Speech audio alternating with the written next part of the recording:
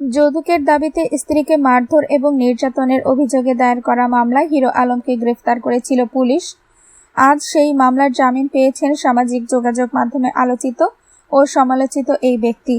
বৃহস্পতিবার 18 এপ্রিল দুপুরে বগুড়া জেলা ও দায়রা জজ আদালতের বিচারক নরেশচন্দ্র সরকার তার জামিন মঞ্জুর করেন। স্ত্রী সুমি বেগম সংসার করবেন বলে রাজি হওয়ার ভিত্তিতে তার জামিন মঞ্জুর করেন আদালত। এ সময় আদালতে হিরো আলম ও তার স্ত্রী দুজনেই উপস্থিত ছিলেন।